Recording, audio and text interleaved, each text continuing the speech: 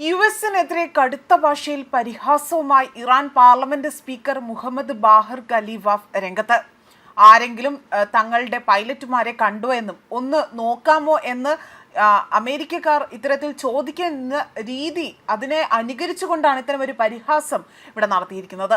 അമേരിക്കയുടെ fighter jet വിമാനങ്ങൾ Iran തകർത്തുവെന്നും അതിലുണ്ടായിരുന്ന പൈലറ്റുമാർക്കടക്കം വലിയ രീതിയിൽ അപകടങ്ങൾ നടന്നതായി തന്നെ ഇറാൻ വ്യക്തമാക്കിയിരുന്നു.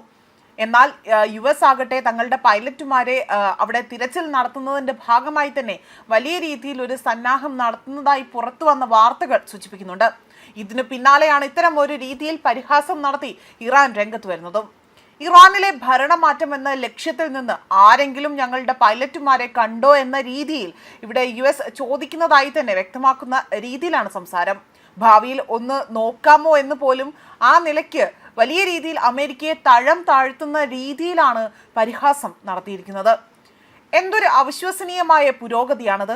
തികഞ്ഞ പ്രതിഭകൾ തന്നെ അദ്ദേഹം പരിഹാസ രൂപേണ തന്നെ ഇക്കാര്യങ്ങൾ എടുത്തു സൂചിപ്പിക്കുകയാണ് ചെയ്തിരിക്കുന്നത്. ഇറാനിൽ വെച്ച് ഞങ്ങളുടെ ഒരു F-15 യുദ്ധവിമാനമാകട്ടെ നഷ്ടപ്പെട്ടതായി തന്നെ അമേരിക്ക നേരത്തെ സ്ഥിരീകരണം നടത്തിയിരുന്നു. ഇതിനു മുൻപും US സൈനികർക്ക് മേൽ ശക്തമായ മുന്നറിയിപ്പ് നൽകി ഇറാൻ പാർലമെന്റ് സ്പീക്കർ രംഗത്ത് വന്നതാണ്.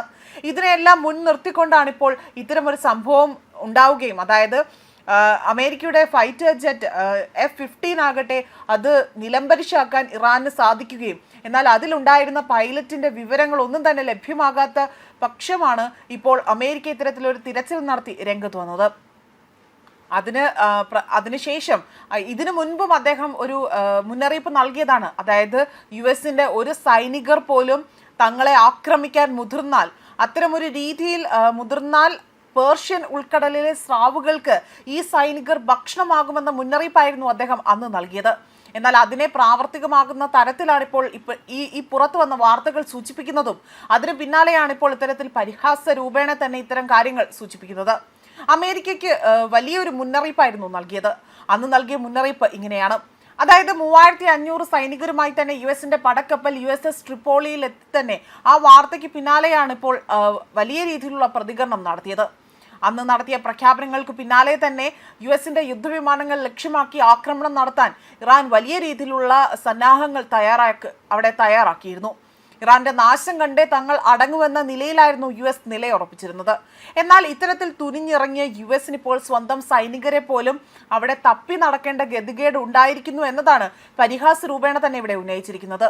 അതോടൊപ്പം തന്നെ US-ന്റെ സൈനിക ബലം ഇല്ലാതാക്കുകയാണ് ഇറാന്റെ പ്രധാന ലക്ഷ്യമായി തന്നെ പറയപ്പെടുന്നത്. 10,000 സൈനികരെ കൂടി അയക്കാൻ US ആലോചിക്കുന്നുവെന്ന റിപ്പോർട്ടുകൾ മുൻപേ പുറത്തു വന്നതാണ്. ആ നയതന്ത്രത്തെ പറ്റി പരിഹാസ്യമായി തന്നെ സംസാരിക്കുന്ന US ആകട്ടെ രഹസ്യമായി തന്നെ ഇറാനെ ആക്രമിക്കാൻ വലിയ രീതിയിലുള്ള സന്നാഹങ്ങൾ നടത്തുന്നു എന്ന ഒരു ആക്ഷേപം പോലും അവിടെ ഉയർന്നു വന്നിരുന്നു. അതിനിടയിലാണ് മാർച്ച് 27-ന് ആക്രമിക്കപ്പെട്ട ഒരു പ്ലാന്റ്, അതിന് നേരെ തന്നെ പൂർണ്ണമായും ഇത് തകർന്നെറിഞ്ഞു അല്ലെങ്കിൽ തകർന്ന് തരിപ്പണമാക്കി എന്ന് പോലും ഇറാൻ വ്യക്തമാക്കിയിരുന്നു.